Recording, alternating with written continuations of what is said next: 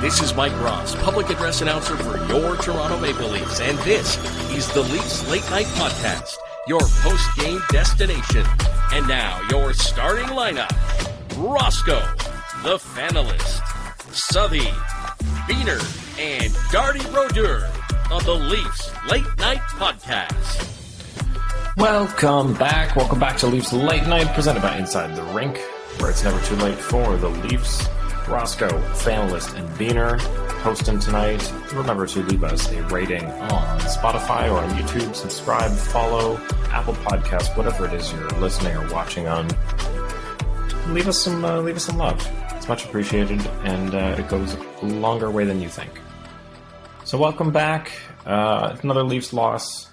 You know, it seems like there was no streaking allowed in DC, because that was the end of a couple streaks tonight. We had, if I'm not mistaken, Bunting's coming to an end. Yeah, Bunting's 10-game point streak comes to an end. Sammy's shutout streak comes to an end, though he sets the longest shutout record for the Leafs since 1976-1977 season, which is one of those bittersweet things to hear. Because it's like, oh, he set a record. I'm sorry, we haven't had a goalie get longer than a 2-game shutout since 1976? Ow. It just goes to reinforce the fact that goalies are voodoo, right? Goalies are voodoo, but also kind of reinforce the fact that the Leafs haven't had that many stars. And that extends to net, right? Like, there's been some standouts, obviously, over the years, but, we don't have the same record that some teams have, especially for the length of time the Leafs have been around. Anyway, it's just one of those cool but a little painful stats. It's nice, though, because when the Leafs go on a 2-game losing streak, we all know how quickly Leafs Nation can change. And now Twitter is very angry. It's the second game in a row where the Leafs don't come back. And, we have to emphasize the good, right? And the streaks that this team has had. So, guys, it's okay. I know we lost, but we have to take the positives out of tonight, because this team is on record for, going above and beyond what they did last year. Yeah, and I've seen a lot of disappointment on Twitter, but it seems like kind of short-sighted, like, that was a rough game. But I think overall they've built up enough of a track record for the last 2 months that people aren't on the fire everyone, sell everyone mode anymore. At least not yet. If they lose, 5 more games like this in a row, then we're probably right back there. But for now, I think they've still got enough of they're in the good books, we'll say. But even with that not being their strongest game, like, they were still in this. They still had a decent chance, even playing for the most part pretty pedestrian. They still had a chance to come back and get this. If it wasn't for a couple of outrageous saves by Lindgren, it could have been a tie game. And then they outshot score them, effect and everything, right? So it could have been completely different. I'm not making excuses. They still played pretty bad, especially compared to how we've been watching them play lately. Everything has to average out at some point. They weren't going to stay on that heater for the rest of the season. No. They're not going to win, how many have they lost already? But they're not going to win out the remainder of the season. There's no way in hell that's going to happen. So you're going to have a stinker, and it's a little bit reassuring that even though it was a stinker of a game, they still had a chance to come back in it. Yeah, and it's one thing worth noting if we're looking for positives is, again, when the team seems like everybody's off, William Nylander still has a great game. Like, he's somebody that, like we've said multiple times, is just unfazed by the rest of the team underperforming or being off, the communication's off, whatever it is. He just plays his own game and seems to find opportunities for himself. So I've got to give a little shout out to Willie for that. Yeah. We obviously wanted the outcome for Samsonov, his first time returning to the Capital One Arena since being a Capital himself. So, yeah. It's okay. And the Leafs, last time they faced the Caps, that was their first one of the season, all the way back October 13th.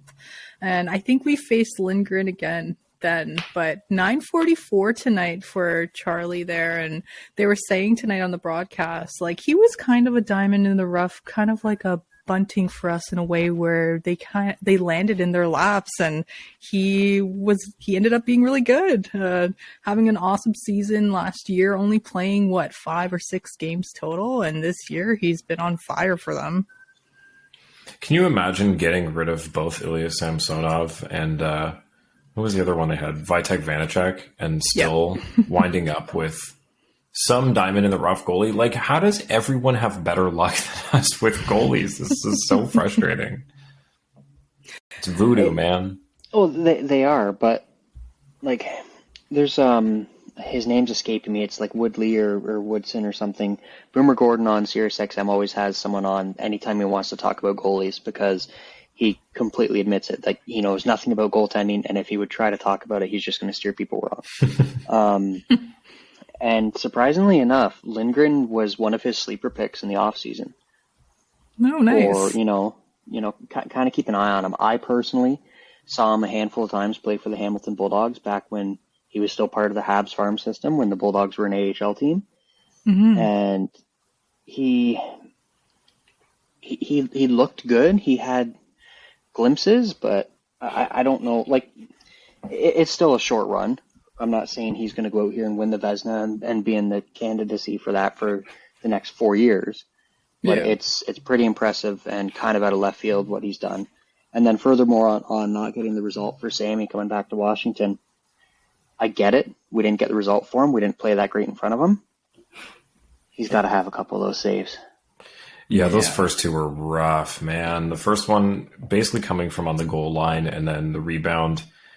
He's got to have his foot against the post there. That's it. Like, it just managed to squeak in that little hole that he left open. And then that second one from Trevor Van Riem's, like, I know it clipped off Gio, but it wasn't like it was right in front of him. He had enough time, but he just overcommitted, it seemed, and couldn't readjust. So when you let it in across like atop your short side like that, it's often referred to as the, your AHL side. Is showing. So, yet again, he's played great for us all season. I'm not going to sit here and knock him and say he's trash, because there's been a lot of games where he has kept the team in it. Oh, yeah, for sure. But I mentioned earlier averages, right? Everything's going to average out a little bit. He's going to have a stinker game here and there. Unfortunately for him, it was against his former team. Yeah. And just over to the Caps for a sec on Lindgren while we are still on that. I just checked because I couldn't remember what contract they signed Kemper to, but the Capitals gave Kemper a 5-year, $5.25 contract to Darcy Kemper. So I hate to say it, but are we going to see them ditch Lindgren like they did with Sammy and Vanacek? Just because, they kind of have committed to somebody, and this is somebody that's going to be worth something if he's proving it here this year. Depends how well he plays, I guess. Could be like a Campbell, right? Where he goes to the All-Star game and then comes back and shits the bed. I don't know. I think Kemper's more like their Campbell. They're kind of stuck with him, right? Like they got 4 more years of him. But like we've talked about it before as well. When you're moving from a team to a new team, sometimes it can mess with you, especially with goalies. Even something as silly and as simple that a lot of people wouldn't think of. You're used to, it's not that big of a deal going from Colorado to Washington, but you're used to looking through maroon and blue gear. Well, now all of a sudden you're looking through red gear. So your whole basis of what a puck looks like when you're trying to track it through your team is different. That's a really good point that I have never thought of. It's so silly and you would never think of it, but it's kind of true. Like, look at Markstrom. His first season coming over to Calgary, right? His first season in Calgary, everyone's kind of like, what the hell just happened? You go from the blue and green of the Canucks to the red of the Flames. Shouldn't matter, professional athletes, but it's goalies are voodoo. That should be the title of this episode. Like, it makes a massive difference, even though it shouldn't. And people were talking about that during the bubble year. Of, how is this going to affect the goalies where you're not having fans in the stands, you're just having tarps, right? Because the littlest thing around you when you're trying to focus on something that's different from the norm can make just a massive difference. That totally reminds me of Peter Mazarek, when he first came to the Leafs, and he still had half of his red goalie equipment. Oh, yeah. He was talking about how David Riddick. It was David Bean, yes, Yep, because it was sorry. mid-season and it was instant from red to blue. You're absolutely right. And I've been sitting here just thinking, like, who was it? It wasn't Mazarek. What am I saying? Yes, David Peter Riddick. Mazarek. Oh, I know. Every time I think of Peter Mrazek, I have the commissioner in my head. Literally, I don't know, guys. Sorry about He that. who shall not be named. Oh, yes, David Riddick. That's exactly what happened. Wow. But didn't he play well that game? Do you remember the result? I don't remember the result, but I do remember thinking he didn't play half bad. Big save, Dave. Yeah. Big save Dave, yes. He hasn't been big save Dave, I think, since I've been in high school, but... Well, he's still kicking.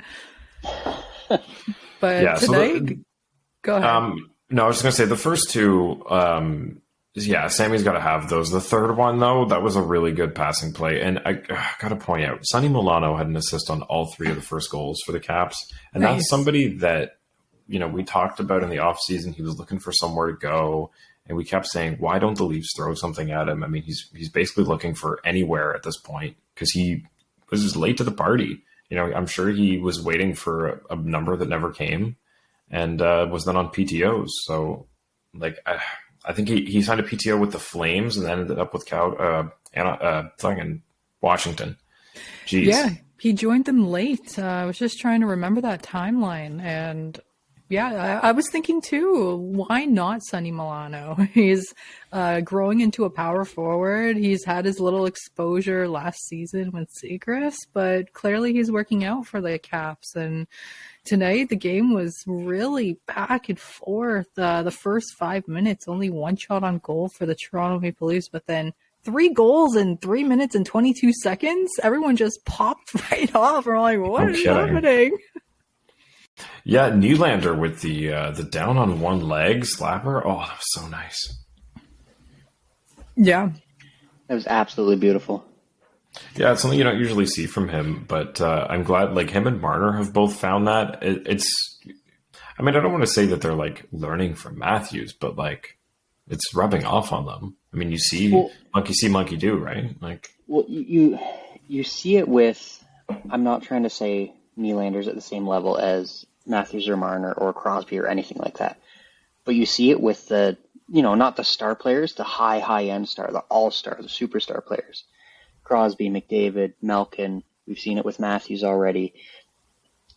What got you to the league, what got you drafted, what made you that massive star isn't the only thing you can do, and you're not going to stay that level of a star if you think that that's going to keep you there, right?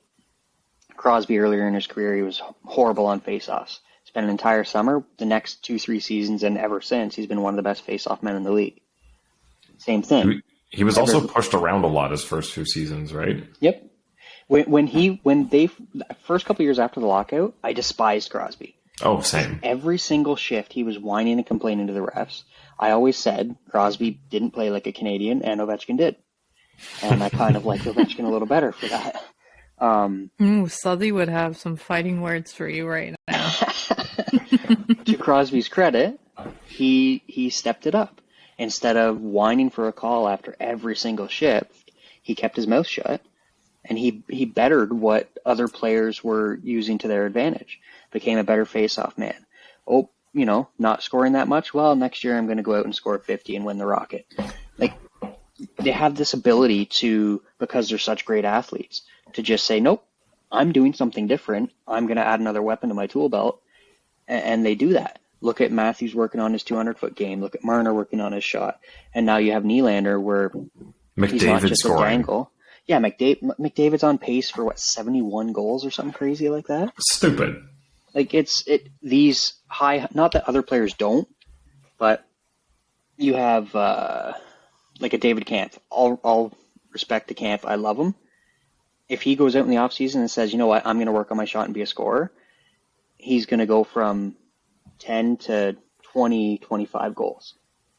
If Marner goes out in the summer and says, I want to be a scorer, he's going to go from, 25 to 46. Like the difference there is massive because of the sheer skill. Right? And if any of that made sense at all. But to bring it back to Nylander, I mean, he's on pace for 47 goals, or I think now.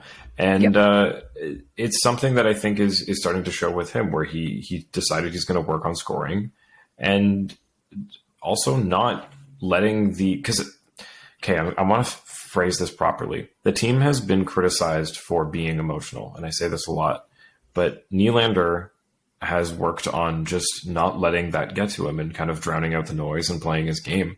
And it shows a lot that he's able to just turn that on. You gotta, we almost gotta preface that with not all emotion's bad, because if you listen to some of the media, they're not emotional enough. And I don't want to single them out, but after the playoff series, when Marner was basically crying on the bench, that's the type of emotions people, they're complaining about, right? Getting fed up with calls and that type of thing. Whereas you look at Matthews, when you say Matthews gets emotional, he's throwing his body around like he's, a fourth line plug.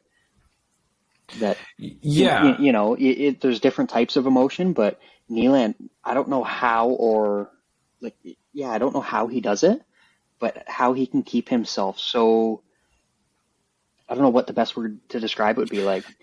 That's what I mean. It's like every game there seems to be even if it's not emotions, there's a narrative that gets in their head. If it's we've been bad on the power play, or we've been bad in overtime, whatever it is that's becoming a trend that tends to get in their heads. And I think it's less emotions. That wasn't as much what I wanted to say. It's the things that they let get into their heads that become patterns. And, I guess I don't really have a word for it, but he manages to not fall into those things. And I hope that stays and kind of bleeds through the rest of the team in the playoffs, because, I mean, he was able to keep that up in the Montreal series. And, when the rest of the team was kind of starting to fall off, he was the most consistent one scoring. So if everybody else plays like that and doesn't let this whole, it's the first round again, we're going to blow it. And he just goes, nah, guys, we're fine. Maybe the best word would be kind of aloof. He's kind of cool and calm and distant. Just, you're going to say I'm great. Cool. You're going to say I'm shit. Cool. I'm still going to do my thing. We just want him to put the emotion into the play and to take his frustration out on the ice in a smart manner, of course. But before the 3 goals, Nylander had a good chance. And then Marner missed off a rebound but from a Timmins shot. And then Matthews had I think he went down on both knees taking a huge spinning shot. So the guys were a little frustrated as it was. And then after the Caps goal, it was either the Matthews or JT line out there. So shit, especially from a no-name defender, right? But you could tell, with that shot, Nylander, going down on one knee, felt so good, but they were chasing. And you had TVR coming in right after. TVR. Trevor Van Riemsdyk. But I don't know. Tonight, they just weren't clicking or not finding each other the same way that they usually have anyway the last month or so as well. No, but another positive thing, Timbits picking up another assist on Matthews' goal. Matthews getting his 16th on the season. Timbits with 6 assists already. The guy's got more points than a third of the team does. It's crazy. Yeah. I touched on it a little bit last time I was on. He's so calming when he's out there. I don't know if it's his poise with the puck or how quickly he can get it off when he needs to, but anytime I see him out there, I have no concerns. It's not like last year's Justin Hall, sorry as my cat plays with a bell in the background, where he gets the puck and you're like, oh God, here we go. You have this sense of calm. Oh, okay, Timmins got it. This is good. It's going to get out of our end, or at the very least, it's not going to be in the back of our net because he's been playing so consistent and so steady. Yeah, his pass on that Matthews goal, like he got it around the line there, and it wasn't like an immediate, oh, I need to get rid of this because I'm a defenseman and Matthews is out here. Like he waited that second or two to, okay, where's he going? Where's everybody else? Okay, now I'm going to feed it to him. And it's that patience that's really been setting him apart and allowing him to get all these assists. This is crazy. Yeah.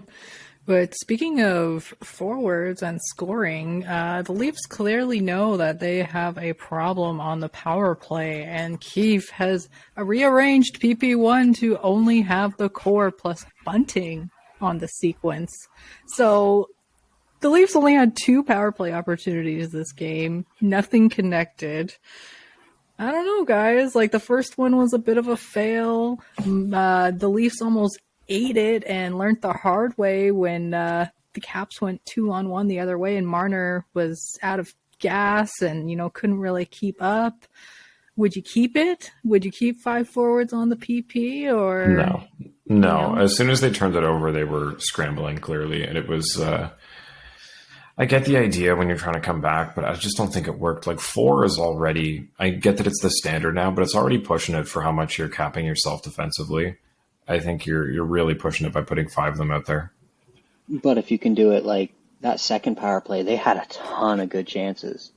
It's not like they weren't producing, right? Like the first one being broken up by the intermission, that always kind of throws a damper in the power play. Yeah. Yeah.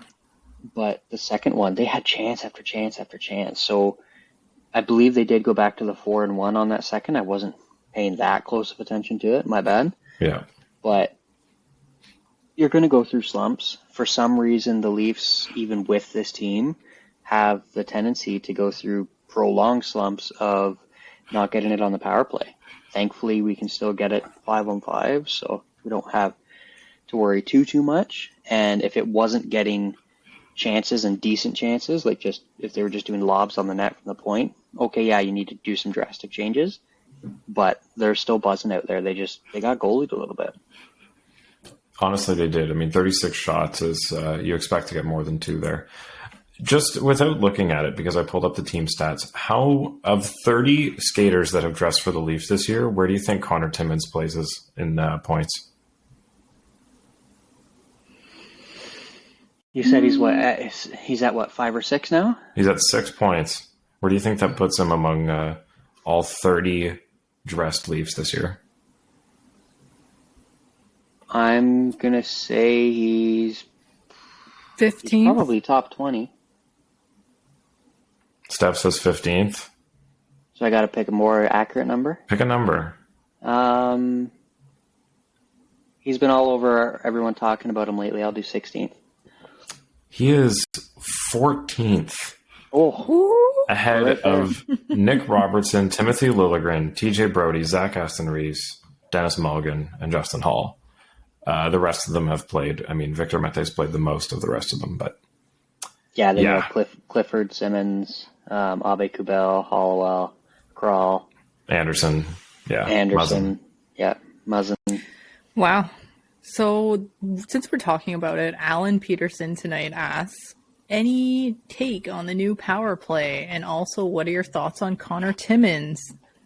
The 2 things we're hitting right now. So yeah, I mean, it's worked into the convo. So I love what Timmins has been doing. Like I said, 1 more point and he's tied with Pontus Holmberg. And the guy's going on his 7th game. Like, this is crazy. I know it's obviously he's playing above his normal numbers and he's seeing more minutes than he would because of all the injuries, but he stepped into the role and it's nothing to be, looking down at. I think the thing too is that he's earned Keefe's trust, especially on the power play over Mark Giordano. He's kind of earned that PP2 role aside from Sandin being bumped down tonight with the new experiment. But I think his defensive play has earned him that role as well. Like, we've had Mac Hollowell up, we've had Victor Mete. I know we have injuries, but hey, sometimes it doesn't hurt to try the next guy, especially if it turns out like this. And he's really been filling in for Riley, it seems, as that kind of, smart offensive defender, but also with some defensive side, maybe a little more than Riley has been this year. But and like, good fill-in. Not to bash on Mo, because I love Mo, but maybe with that extra little size, he's got a little bit extra strength and oomph when he's trying to help push people out of the way out front. Yeah, and again, not to bash Mo at all. He's been filling the role, which is something that they need, right? Like, there's nobody really. They have a lot of defensive defensemen that have stepped up, but they don't really have anybody besides, like, Sandin and Liljegren are developing into that, but nobody that can really take on that role right now. Because Sandin and Lily kind of they'll have like 4 or 5 good games, and then it's like, oh boy, guys, Sandin had a couple bad turnovers tonight. Luckily, right. Like I pointed out, he blocked a shot right after turning it over and creating that huge chance for the Caps at the other end. He put his whole body in front of one, but man, he had a rough night. Riley will look good as the second line left winger when he comes back. Honestly, I don't hate it. Yeah, well, Mike, the fanatic, actually said to try him up there, right? So why not at this point? We're throwing everyone in a hat. But my thoughts on the 5-forward power play. I thought Marner was thinking a little too hard about playing the defensive role. Like, he's really good at distributing the puck, but when it means covering both points, and if they're not rotating through, I found that he was like, oh shit, like, I gotta be there too, sort of thing. And hey, I'm not knocking him. I think he's an awesome defensive forward, definitely in the talks for the Selke, but put Gio up there, guys, or Lily, someone who has a big blast from the point. Utilize that. Like, rotate Marner down behind the net or through the middle, anywhere fucking else, right? As much as I love him and what he's done for us with all these injuries, and it sounds silly because it's only December, but I think we got to start kind of load managing Gio a little bit here, because we need him to be able to do that kind of thing in the playoffs. Yeah. Sure. Right. And now that Ben's back, like, lighten the minutes, bring Jordy in, put them both on the third line or the third pair together. Have, like Sandin and I don't know who they got anymore, but honestly, really, you could, while Riley's out, pretty much rotate all of them in and out. Sit for a game here, sit for a game there. It might sound silly, but I think Hall could benefit from, a one-game rest. Gio could benefit from a one-game rest. You pick a defenseman and they could benefit from it. Maybe keep Brody in for a little bit because he was just off. Let him get his rhythm back and everything. But and these are all guys that are used to playing 16 minutes. That have been playing like 22 for the last month and a half. Like, exactly. It's nothing against any of them, but they've all been overplayed. Gio's lowest time on ice tonight, 17:32, and the highest was Brody at 20:04. So pretty even across. I think Keefe is getting that memo. Thank you, Gio, for your awesome work. Of course, when he was playing 25 plus minutes, damn. But I agree, you gotta load management him again. But this rest of the game, oh man, second period goes on. Matthews, awesome goal after Eric doubles down, but going into the third, scoring 10 seconds in for the Caps, that one hurt. 2-4 or 4-2 for the Caps. Oh my god! But you still have hope. What about Anthony Mantha though? This is something I want to talk about. With this play where he rides Justin Hall into the boards, I don't understand why there was no call on this, because not only was it like blatantly, holding, boarding, charging, whatever you want to call it, like it was a bunch of things, but it was also a hit to the head and it was dangerous. Like, I don't understand, if you want to get head contact hits out of the game, like, you have to do something about this. I really hope there's at least, a review of it tomorrow. Like, they're going to look at a suspension or a fine, because like that was clearly not going for the puck and forcing somebody's head into the boards.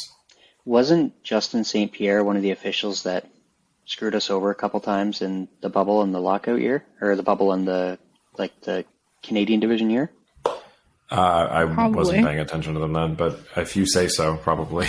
I believe he was, and not trying to get all conspiracy theory here, but our buddy Darty hasn't been on in a while, so someone's got to say it. Those comments from Sutter after the Calgary game. You can't tell me the league didn't hear those and think, okay, if it's borderline, maybe don't call it. Right? Yeah. I agree, 100%. It should have been a penalty. I'm all for doing anything we can to start protecting these players. I do not want to get hitting out of the game, but more and more, there's so many head injuries, and it starts to become scary, man. Like, look at Muzzin. Look at all these players that have come out now. A lot of them were enforcers. I'm not saying it's their fault, but a lot of them were enforcers. We have all these former players who are coming out with, addiction issues or serious health issues because of traumatic brain injuries. But I get with hitting, but this wasn't even a hit. This was it's one thing to talk about this in the context of, someone's coming in and the check came a little high. This wasn't even that. This was holding somebody and riding them in and making sure that they cannot avoid their head hitting the boards. Like, this is something that goes beyond whether the hit was clean or not. Yeah. So I get where you're coming from, and I there's a whole conversation about borderline and whatnot, but I just don't see how this is borderline not anything. This was an attack. I can pretty much guarantee you, if you asked the official, he would say that Hall was already falling. Oh, Why lost that you happened. there. Oh. Now you're back. I'm sorry, I lost you in the middle of that. I don't know if we recorded it, but I couldn't hear. Did you hear that stuff? If you heard it, that's good. I swear if you would ask the official, you would end up getting them saying that, you know what, he was already falling beforehand. So that's why the hit ended up that way, that if he didn't lose his left skate edge and start to go down beforehand, it would have been clean. That's probably what the official said. We cannot injure Justin Hall. We cannot slow him down any slower than what he already is. So let's just protect our boys and complain about it. Well, he even had a talk with the officials after. The fuck was that? My helmet came off. Yeah, the commentators immediately said, how is that not a penalty? Especially when the effort wasn't going after the puck. It was immediately towards Hall and pushing him down. Guys, why am I having deja vu dreams of helmets flying up into the air? I don't like this. No, especially when you can't play without a helmet. This is just cheating at this point in my mind. Especially if you're going to rip that off someone's head. Then they just turn inactive on the ice. Yeah. Okay, let's go to another question here because we got to move on. And I think Biehner's headset's going to die soon. So I think that's what happened because it was giving me a battery warning as I was trying to say that. Oh, gotcha. So do we have another question here to touch on? Because, everybody knows here the game ends with another goal from Erik Gustafsson, who becomes the 5th Swedish defenseman to get a hat trick, and he had a whole 3 goals last year. So I don't know how that happened. Seems like all defensemen are scoring tonight. So, yeah. Mikey D asked from the Believers podcast, shout out, Ovi didn't get on the scoreboard. Can we call that a win? I think so. Yeah. Yeah, Timmins gets his little Timbits, and Matthew scores, and Nylander scores, and Ovi doesn't. I think that's good. It's kind of interesting how some of these big moments can line up perfectly, though, right? I don't know if you caught it on the broadcast. Gordie Howe scored his 545th goal to become the all-time leading goal scorer at the time against Montreal to pass Rocket Richard. Mm-hmm. And now Ovi has a chance to score his 801st to tie Gordie Howe for second all-time against Detroit. Yeah. Did you also see that little thing before the game where he scored, what I think was his first goal while Wayne Gretzky was the head coach of the Arizona Coyotes, and Austin Matthews was in the stands watching? So that wasn't his first goal, but that was probably his best goal. Yeah, it wasn't his first, but something around the beginning of his career there. Yeah, it should have been his rookie season. And off the top of my head, I should know the goalie. Part of me almost thinks it was when Cujo was in Phoenix. Yeah, it would have been Phoenix then. Ridiculous goal. skating in, doing a little deke around the defender, ends up falling on his back and still, has the wherewithal to corral it and slide it in behind the goalie. Just absolutely incredible. That was beautiful. Yeah, shout out to Mitch Marner blocking a 96.5 mph shot in the first period. That was scary. Must have hurt. And shout out to Liljegren, who also broke his stick on an Ovi shot on the power play for the Caps. So, yeah, I think it's a win whenever he doesn't score against the Leafs. We all know that Ovi has the Leafs number. He loves to score against the Leafs. So I think that's a win. And as Bean, said last time he was on, sometimes the losing team has to take the win in a specific category. And if that's, not letting Ovi score on you tonight, that's a win for us. Next, thoughts on JVR coming back? Yeah. Second part of his question. No. If you have left, I'm in the camp that you should never come back. JVR is injury prone. He just got activated off IR. I know he has hands in front of the net, but we have better options right now, I think. Bring him back. Bring him back. I love it. Him. The power play's struggling. Throw him back in front of the net there, man. You got Matthews and Nylander firing at the net, and you can switch. Power play 1 has JT in front of the net, and power play 2's got him. Come on. You can roll out a top 6 of Matthews, Nylander, and Bunting, and then Tavares, Marner, and JVR. I'm in. Well, people, we got rid of Luke Shin and JVR, Luke Shin for JVR, and now everyone wants both of them back. You can't have everything all at once. I don't know. Yes, we can, because now we don't have either of them, and we can get both of them. Boston did it with Taylor Hall and Nick Foligno. They ended up with both of them, so we can get both of these guys. For the price? What depends on the price? I mean, they want to get rid of JVR. Neither of them is going to fetch a huge return because they're both on the back 9 of their career. That's what I mean. I think they're both affordable options. Like, people can talk all they want about, we should go for Ryan O'Reilly or JT Miller. And it's like, even like the Bo Horvat thing. It's like, we're not going to get these guys because they're not going to give up what it's going to cost to get them. But somebody like JVR is a more realistic conversation because Philly needs to get rid of this contract if they want to rebuild. It's not someone that's on an expiring deal, really. Or is he? Or is it just a check? Because I know they were talking about them retaining. I think he is expiring, but it's still like a $7 million cap hit. And they got to, he's only owed about 5, I think they said. So he, I think Philly's just going to want to offload him to move 7. On from what they've got.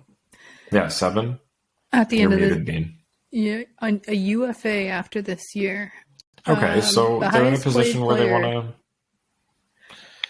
Since we're on the top, sorry, you just got cut out for a second for me there. You just repeat what you said. No, I just said Philly's in a position where they're going to want to rebuild. So they're going to want some prospects or picks or something, which is what the Leafs are able to give up right now, and not some big pieces that I think Vancouver would be looking for their big names or so on. Highest paid player and leading scorer on the Flyers tonight, Kevin Hayes, got healthy scratched by Torts. PS. Yeah, I heard about that. Torts is nuts, but I was trying to explain this to my girlfriend, saying that like Torts is the kind of person that's like, however you do in the warm up that day is exactly how he feels about you. Like, it doesn't matter how you're doing on the year. If there's a guy who's like 4th line and he's given it all at the pregame warm-up, he's on the first line tonight and the captain's scratched. Like, that's it. Mm-hmm. So since we're kind of talking about who would you rather on certain lines, yada, yada, Mike at the Fanatic says 58, 34, 88. Blank, JT, 16. Then we have Kerfoot, Kampf, Engvall, Czar, blank, blank. And then 29, would like to hear your takes on this. Love Holmberg, but realistically, he isn't the 4th line C. Fill in the blanks with your dream target and your most likely target. Interested to hear the discussion. So, I mean, really, let's focus on a realistic second line left winger. Like, what's out there that's like, this is tough to do off the cuff. I think this is something we kind of got to look into and save to have like a more in-depth discussion on. Like, I don't know who all the expiring deals are off the top of my head. Well, a JVR is a realistic one. That's that's the most realistic one that's come up. Like, it's a little romantic because he used to be a Leaf, and you know he was there when Matthews and Marner came in, so there's a lot of history there. Yeah, I don't know it. If I'm Dubas and I'm a quote unquote lame duck GM this year, do I really want my potential final swing?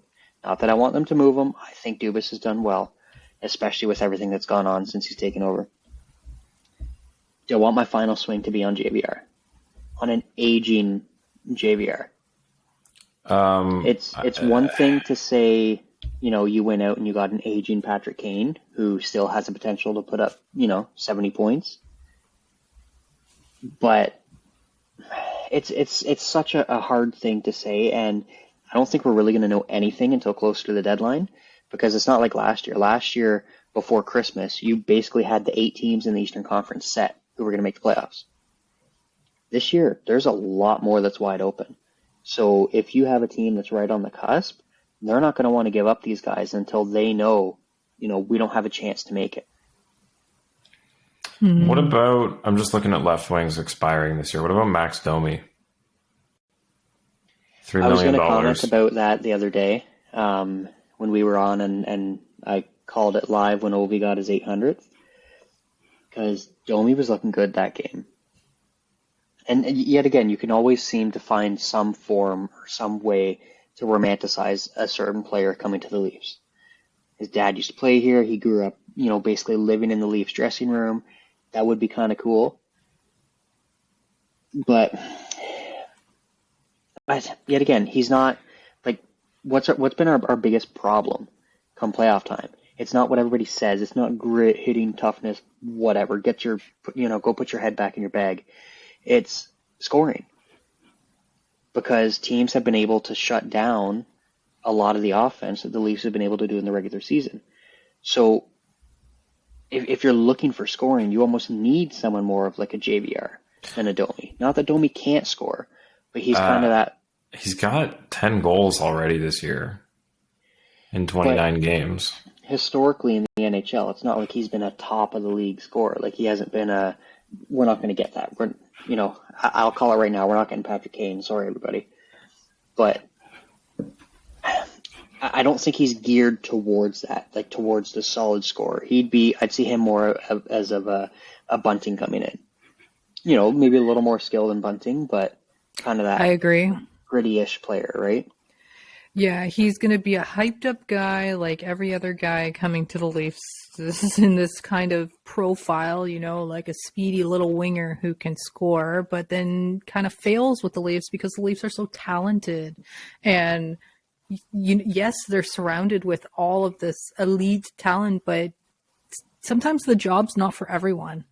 And in a dream world for me, I would love to see Timo Meier come to the Leafs. He's kind of guaranteed talent, in my opinion. This is so out of reach, though. I know it's going to be like impossible unless he's just a rental, and then wasted money unless it actually works out. Like, he's a right wing too, though.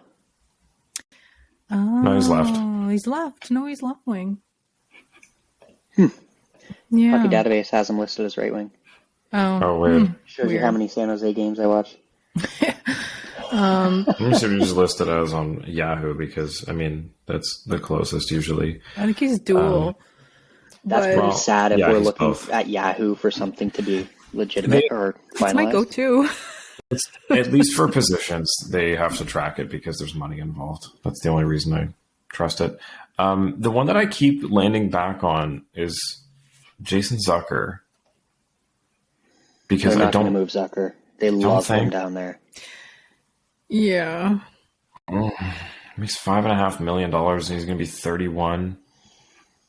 Like I could see a Kubalik in Detroit getting moved. Buchnevich in St. Louis, if they start to have a fall off. I know they did that big trade, but they're kind That of would be up good. in the air, right? Buchnevich would be amazing. Could go and get Jared McCann back. No, Seattle's not going to move him.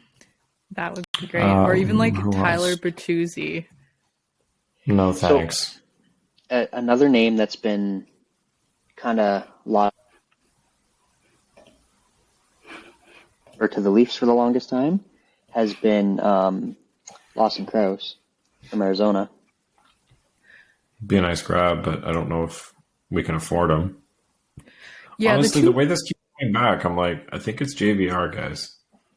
the two blanks on the fourth line, I think those are fill-ins from our farm, our barn, like just the rotation we're already going through once everyone's healthy. And don't forget about Cliffy and Simmer, right? Like they're still rostered with us. So we'll see. But just to move it on, Fun Guy at South Paul Powell asks, who are you starting versus Tampa?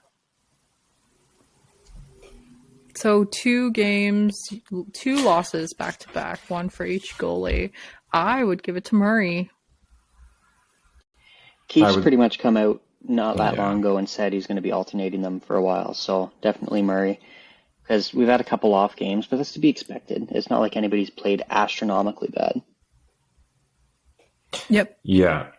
And sorry, just going back, because I'm still looking at the list here. Nick Bukestad would be a really good grab from Arizona, I think, for the bottom line there. Dude only makes $900K. He's on an expiring deal in Arizona. He's got 12 points in 28 games this year. He's got 7 goals.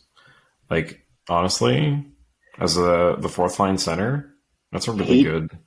It would be interesting. He's been really, really hit and miss basically his entire career. He'll have a hot season and a cold season and just kind of go all over the place.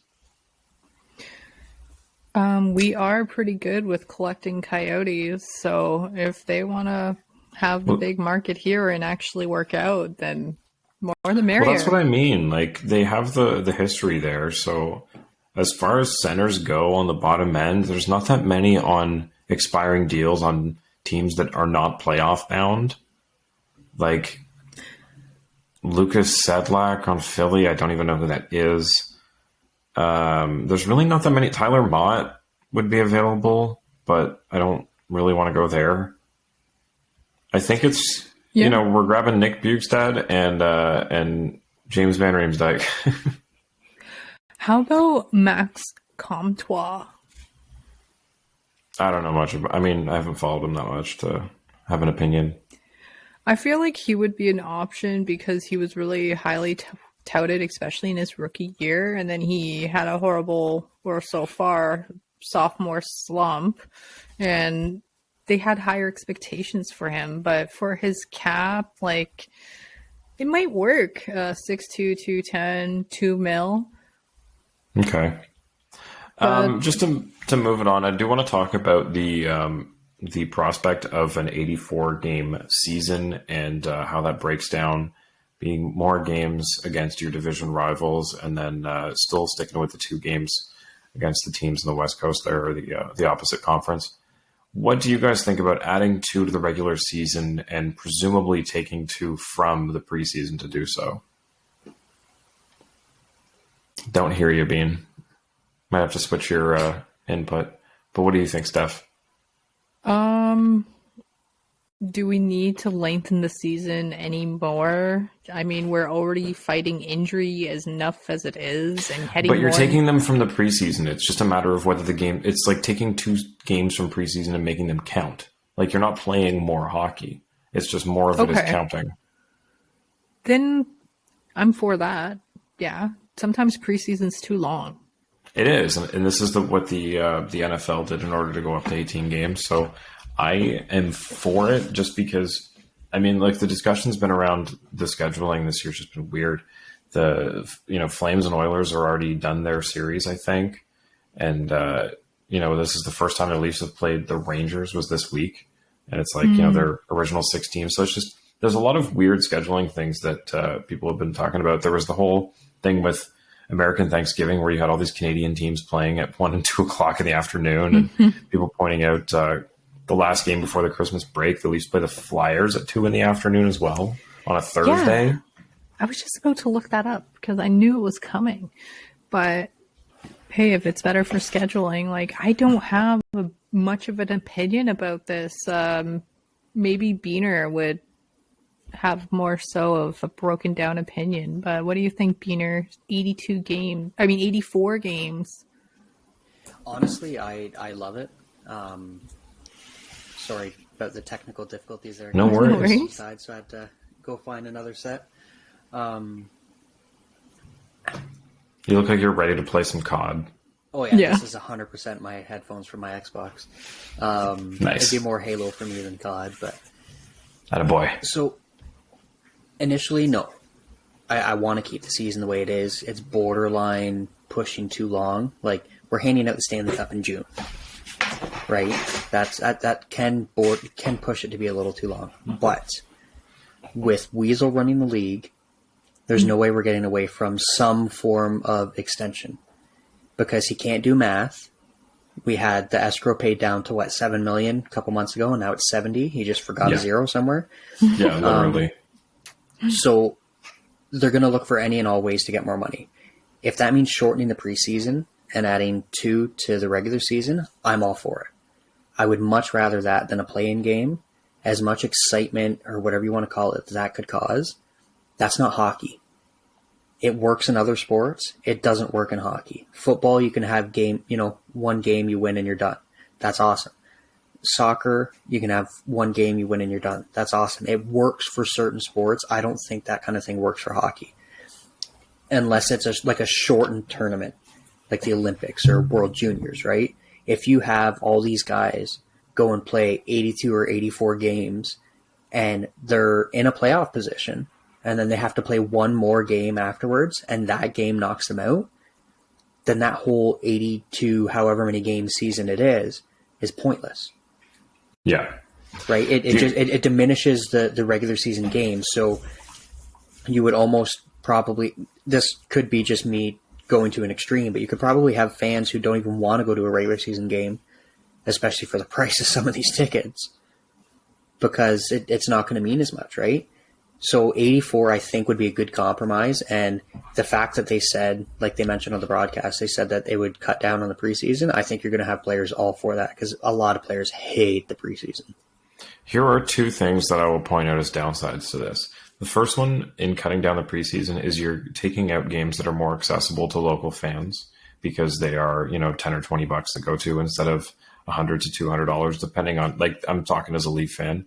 If I'm going to go see the Leafs and Sens play here in Ottawa, I can go see that for $20 in preseason. Yes, you get what you're paying for. It's a preseason game, but I think for families, it's a good thing to be able to do because when your kids are young enough that they don't really understand like what it is that they're seeing, you can take them to a Leaf game and it's preseason and it's affordable to take a couple kids to, right? So I think in cutting down the number of that, it removes accessible games. The other thing is it skews historical stats a little bit because if you've got all these guys playing 2 extra games, the numbers are going to be, everything's going to have an asterisk for a while. They're going to have to adjust historically for, having 2 extra games. And you're shaking your head at me. Why are you shaking your head at me, Dean? Because I see where you're going with that, but it's changed so many times over the years. We had an 84 game season in, 94 or 95 or 96 or something like that. Oh, really? Yeah. There was one random season was 2. where we Give had me a 84 break. games. And you go back to the 50s, 60s, 70s, the number of games has fluctuated. Never a lot. It's not like it's fluctuating 20 games every other year, but it has changed and fluctuated. So you never hear that in the conversation with, Gretzky got his 50 and 39. Yeah, but Twitter wasn't around then. I know, but a lot of these people on Twitter There's don't even know how to watch something unless it's in high def, so they're never going to go back and watch previous games anyways. It's going to create arguments around but he had 2 extra games to do it. Like, people are going to make those arguments. They will. but that's because they don't understand the progression of the game, and they don't. All they want to do is to get their 10, 15, 20 seconds of fame on Twitter complaining about something and having 200 people go, yeah, you're right. At the end of the day, it doesn't matter. It doesn't. I'm still going to have to see it. My first point still stands that I think you're taking away games that people can go to easily. But I'm all for more regular season games and taking away preseason. I just think that is a fair argument. The other just way. Don't turn it into baseball with 1,020 games, whatever it is. Yeah, it's insane. 162. I think that's what it is. We talked about it at the beginning of the season as of right now, because we touched on the fact that the Leafs were playing the Senators in Belleville. Like, if you're going to take preseason games away, take them away from the large rinks. Do what you used to do. Have preseason and training camps in smaller cities or smaller communities so that you can build your fan base. Because I believe it was Detroit, and I think it might have even been Pittsburgh a couple times, had training camp and preseason in Brantford. Amazing. Which is, okay, it's the home of Gretzky, but it's not a massive town. It's not a bustling metropolis. Yeah, I get what you mean. I don't need to see the Leafs play Detroit in a preseason game at Scotiabank Arena. That is stupid. Do it in Belleville. Do it in Kingston. Do it in Sudbury. Right? Just all over the place to allow people. Because even if you have it at Scotiabank Arena and you're saying $20, it's never going to be that at Scotiabank Arena. It doesn't matter if it's preseason or not. But even if you're having 40. it at Scotiabank Arena, yes, the ticket may be cheaper. You still got to get into town, which is a hassle by yourself, let alone with a family. You still got to pay for food, which unless you want to feed everybody McDonald's, it's still going to be... Okay, but you get what I mean. The difference... I know, but I always try to be that. the voice of reason on the show. You're never doing that, though, with a family... if you have $100 and something tickets. It could be the difference for some people in going to a game or not.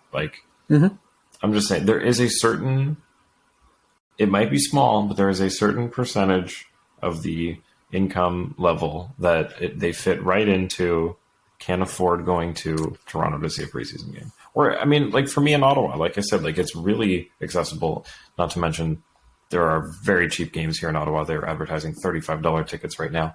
But preseason against the Leafs for $25-$30 is something crazy, because I spent close to $200 on them for Ottawa.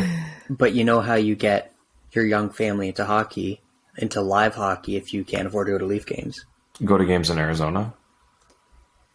Well, I don't know about that with Mullet Arena. If I go there, I might get my finger bit off. No, your Canadian Hockey League.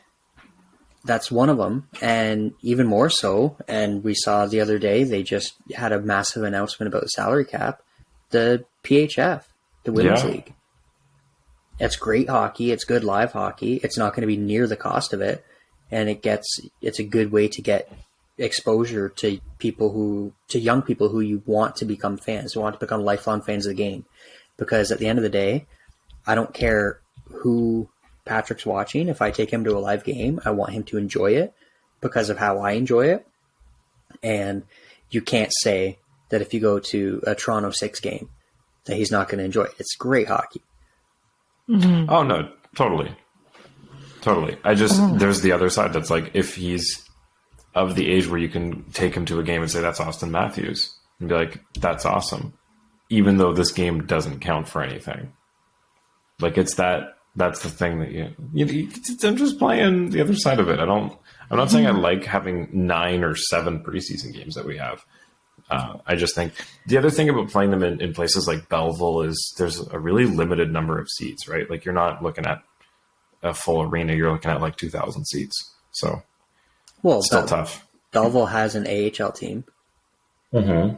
It's not like you're playing in Woodstock or Norwich, where... No, but there were 2,000 seats. I think that's what it was. I can't remember what that arena houses, but that's... Or maybe it was 5. That's what you do. It's not like the Leafs need the money. No, but people want to go to the game. And if you're going to bring it... okay. We're getting off of this.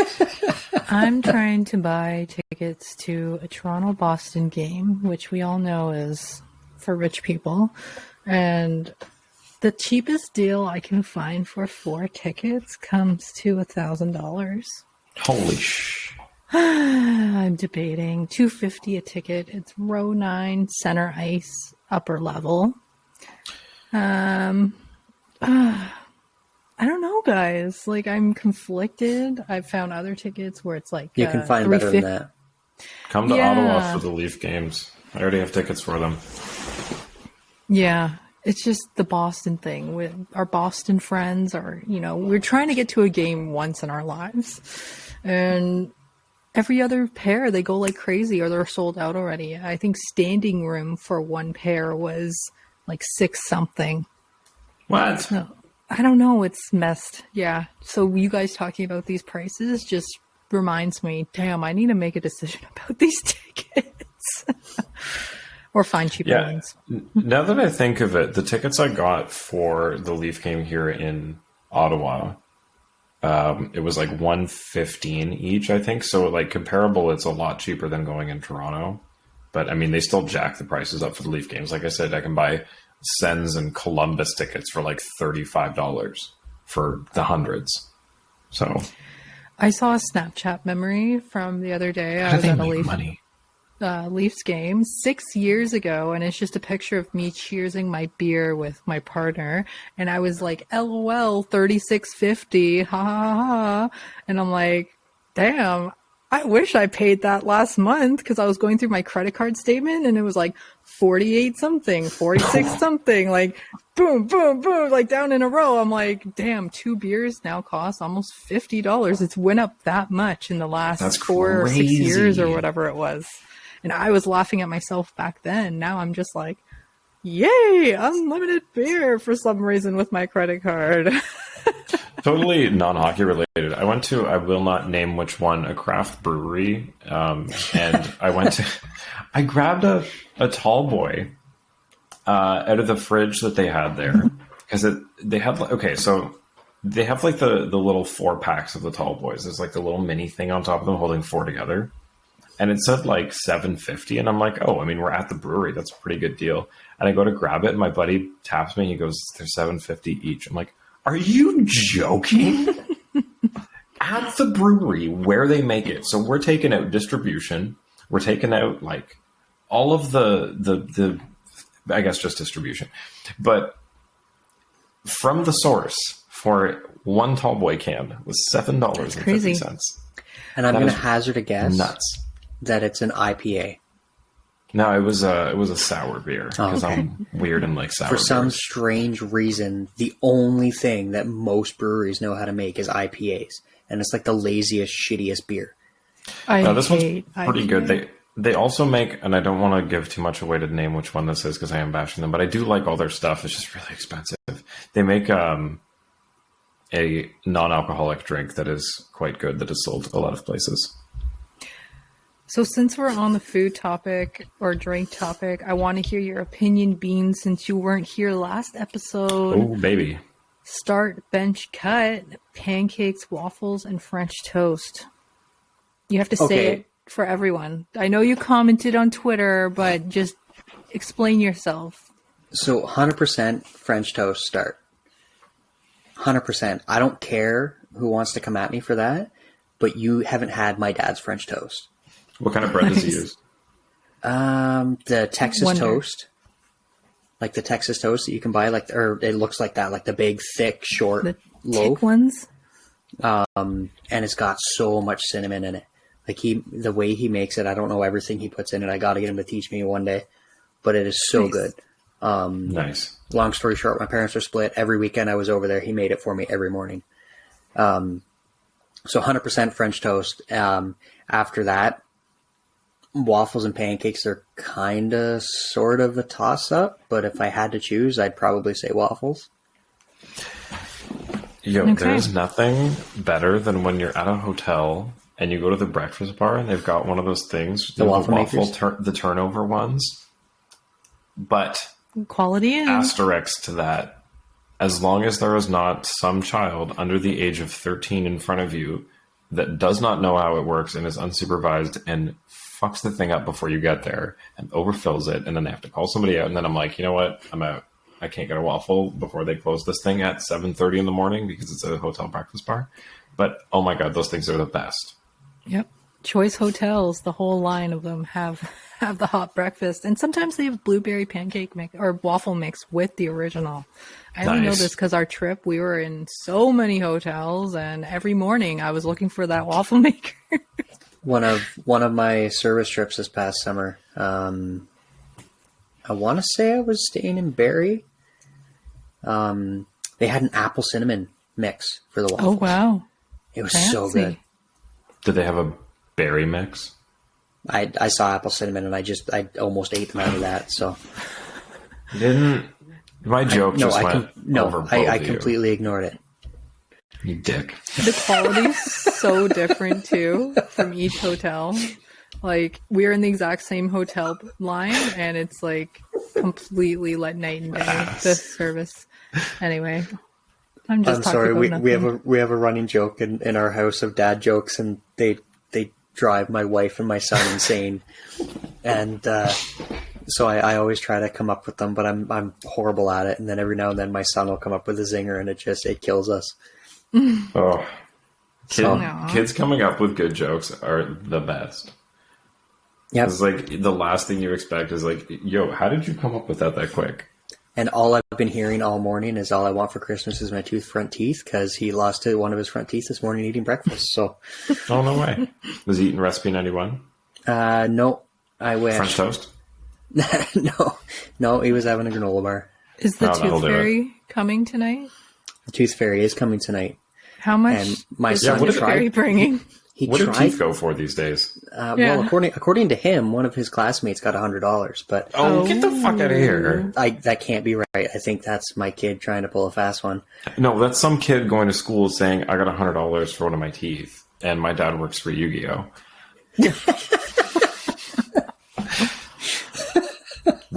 I'm just saying.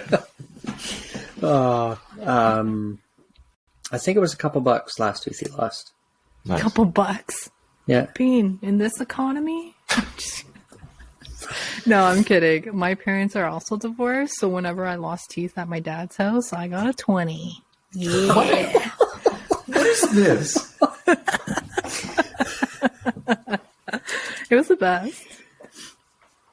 This is obviously pre-2008 financial crisis. Oh, I'm talking like 96 here, okay? That's what I mean. 96? How soon did you start losing teeth? I mean the divorce. Okay, maybe like 2000. I would have been like 8. No, okay, 99. I don't know.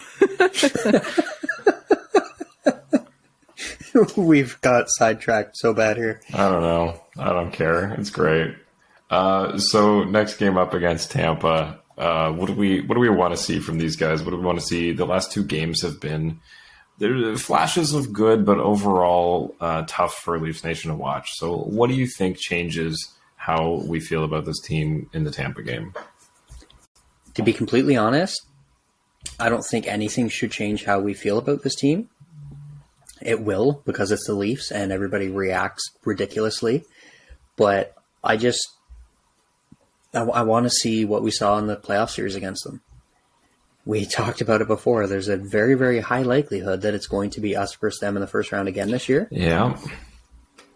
With how the Leafs played against Tampa last year, I was okay with it. Yes, we lost.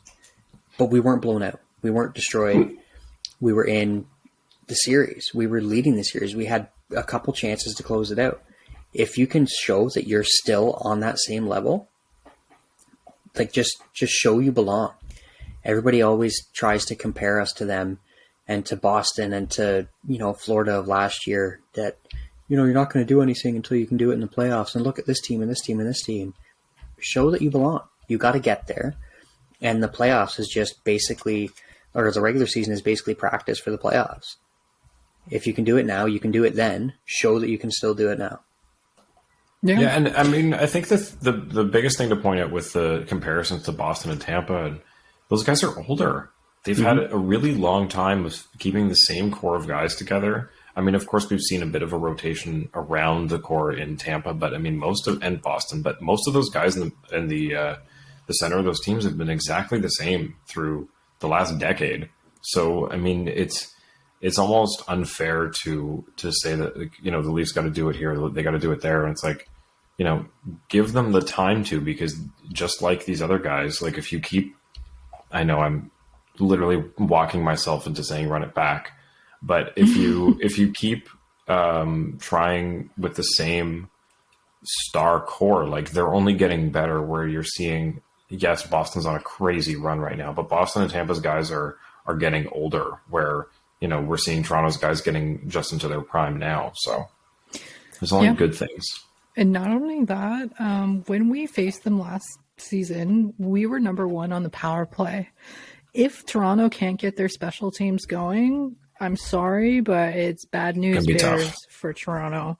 We need to be firing on all cylinders, and now is the time, like we said, use this game as a measuring stick and have a couple backup plans. If your 2 top lines aren't clicking and the bottom 6 can't do anything, maybe don't mix every shift a different matchup and kind of stick with one backup plan and move to the next after maybe a progression in the game. I like that. Yeah, like I think if you just throw anything, it's kind of like picking out of the hat, throw. And it's like, I don't know if you, like, obviously these guys can play with anyone, but you need to be prepared. And you need to, I'm talking like they don't do their scouting or anything, but we'll see, right? And I have all the faith they can beat. I think they can beat Tampa, and it'll feel great for Murray getting the dub against Vasilevsky. Yeah, that's the thing. I'm expecting a big night from Murray, better things from the power play, and just, I mean, the guys kind of got shut down the last 2 nights, the top 4. So I'd like to see more out of them for a whole 60 minutes instead of little flashes of it. And I mean, yeah, they've been fighting, not getting calls and stuff, but I think just playing through it and instead of riding being the best and that kind of confidence that can come with having that 15-game run that they did, getting back to reality and just, every game is a new game, and don't complain and just keep pushing through and showing that you can win. Just playing that full team game, right? We saw it during that entire streak, whether it was Matthews or Marner or even Nylander. Every single person was coming back. Like every forward was coming back, playing responsible defensive hockey. It was incredible to watch, and it was, I've commented a couple times, it was something I don't recall seeing in a long, long time. And even tonight we saw Matthews generating that for his own goal with Timbits there. I mean, he came all the way back to break up that play. Timbits picks it up, feeds it back to him. So, like I said, there's flashes of it, but it's a matter of keeping it going for 60 minutes, and I think that's what's going to get you the edge over Tampa. So, absolutely. That's it. That's all for tonight, unless anyone has anything to add before we hop out of here. Nope. Sky Blue on Discord joked with us saying that the loss was her fault because she posted 5 blue hearts in the second intermission to, I guess, get the Leafs to score 5 goals, but it backfired. I just want to say, Sky, it's not your fault. I have these thoughts all of the time. Like, if I don't do this, this is going to happen, etc., etc. But yeah, maybe I won't put a bet on the game next game, and the Leafs might win because the last 2 games I've done that. And yeah, anyway. I don't know. Whoa. What? Sorry, I have the Vancouver-Winnipeg game on right now, and the board ads have screwed up so bad the boards were black. Oh, no. The boards around the entire rink were black for a good, 30 seconds. Jeez. Sorry, Okay. That was completely random. I looked up and saw that. The boards thing, they should only make the move when play is dead. Yeah. Just throwing that out there. It's not the moving that I have an issue with. It's the losing players.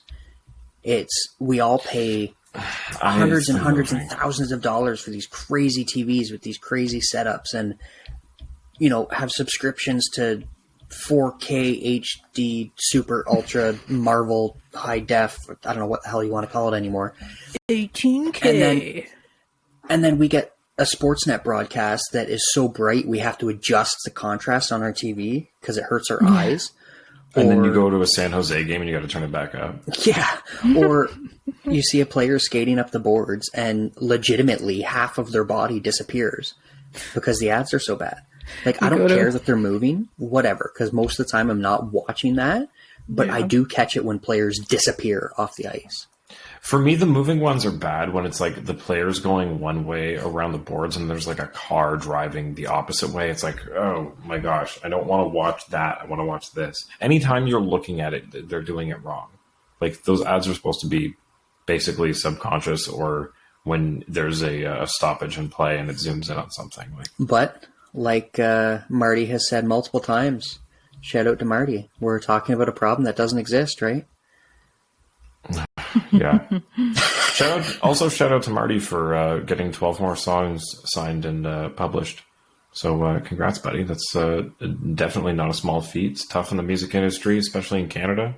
Absolutely. We're going to be talking about knowing Marty and talking to him and with him about sports in a couple years when he's big and everybody's talking about him. Hell yeah. Last thing, actually, before we head off, sad news from the London Knights as Abakar Kazbekov passed away last night. Don't want to speculate on anything, but just tragic that they lost one of their teammates at 18-year-old.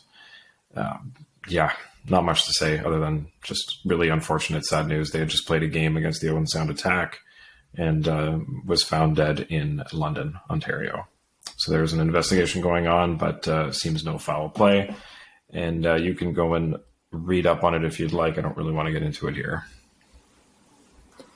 Yeah, so sad. Don't really know what happened. Just speculation, like you said. And best wishes for the family. Thinking about them. Support. Be kind, guys. At the end of the day, it costs $0 to be kind. Yep, absolutely horrible news. And just it's mind-blowing. 18 years old. Yet again, the only good thing to come out of this is it looks like, as you said, that right now the reports say that there was no foul play. So I guess that if you had to look for a bright side, that can be a bright side.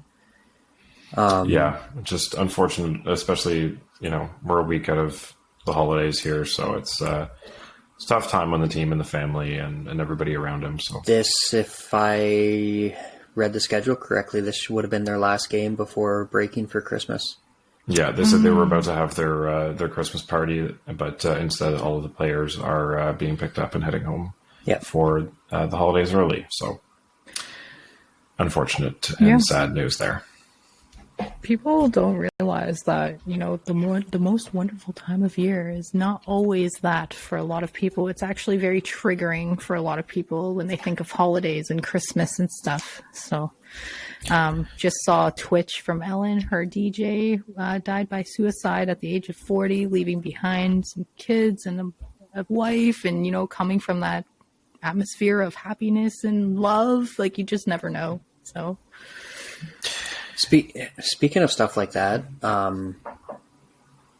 I don't think I could say I've ever gone to that dark of a place in my life. There's been some dark times, but if you're to that point and you need someone to talk to, even if you never talk to me, if you hear this, reach out.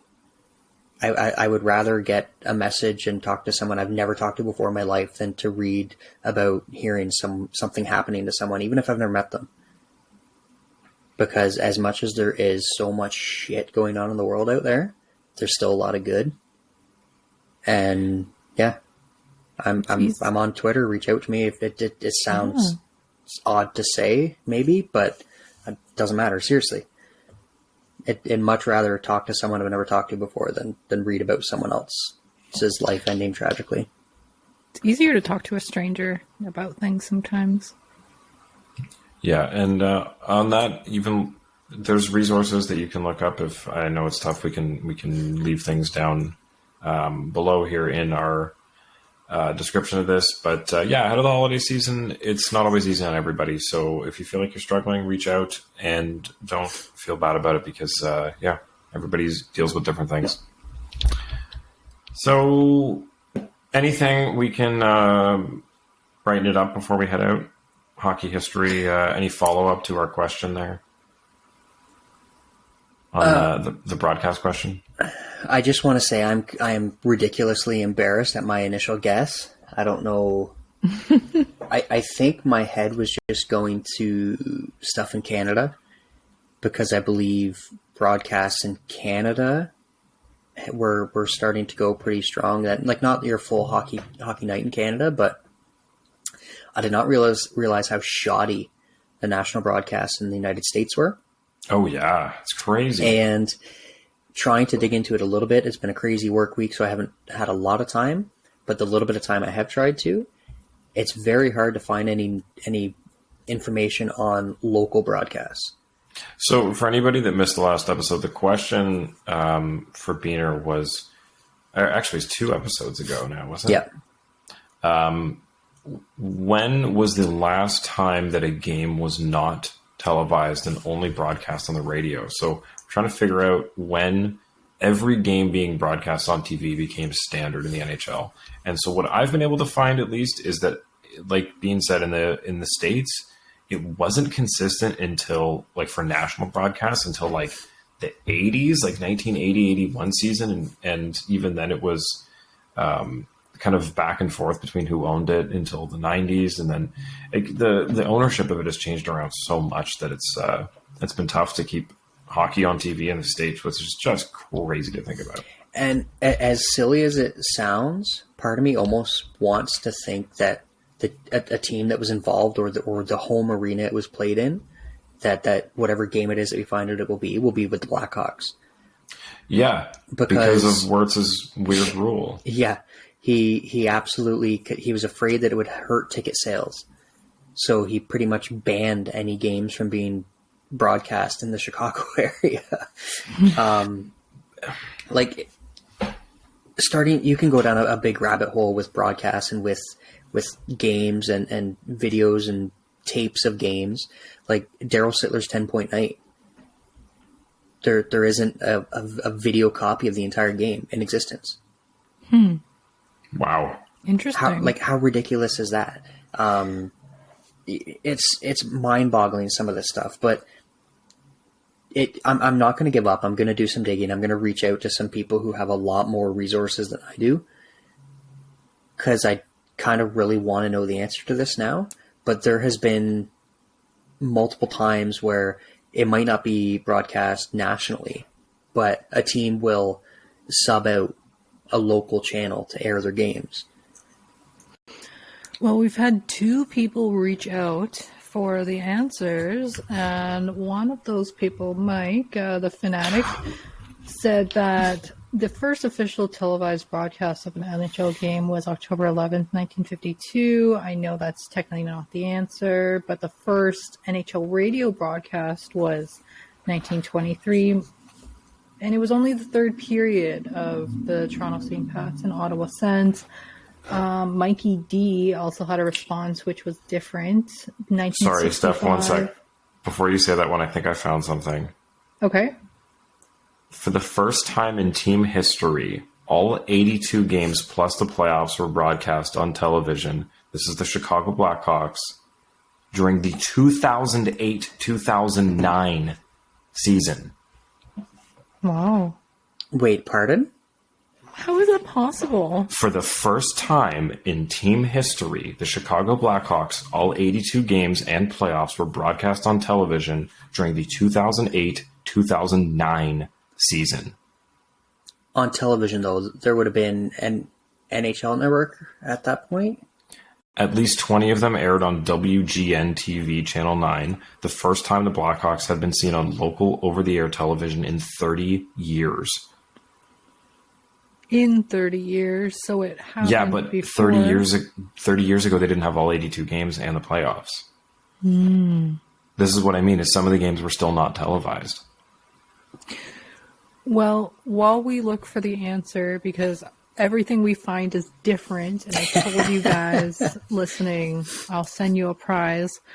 Mike the Fanatic, Mikey D, I will send you both something, so please send me your addresses,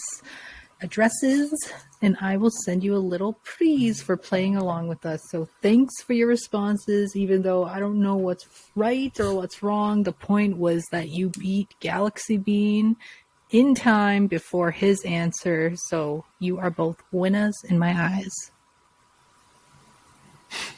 So yeah. I want to find more on this. This is crazy. This is something that has bugged me for so long because I want to know when there was I want to know what was the last game that there's no footage of.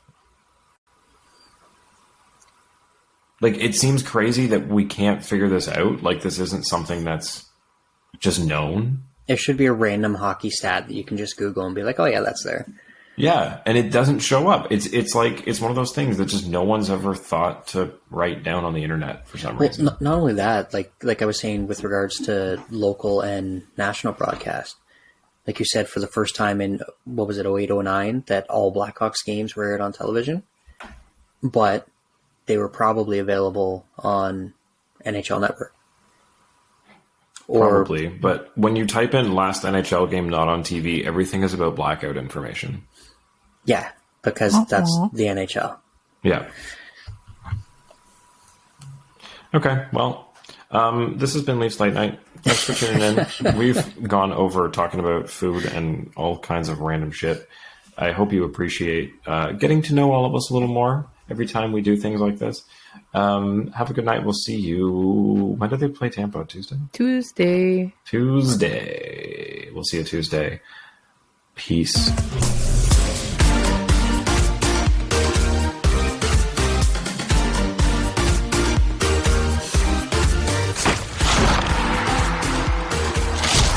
Follow us on Twitter and Instagram at Leafs Late Night, your night of post-game podcast. Available after every game on YouTube, Spotify, Apple Podcasts, Audible, and more. Pineapple does belong on pizza. No, it doesn't. Oh, yeah, it does. Yes, it no, does. It doesn't. Yes, no, it does. Doesn't. No. Okay. There's one. No. What's the Hawaiian pizza that Boston Pizza does? Because that one's good. No. It has there's a sesame honey spicy absolutely. sriracha drizzle with oh, it's good. There's bacon in it. Get it. Yeah, it's a Canadian invention, Steph. Fuck that. No.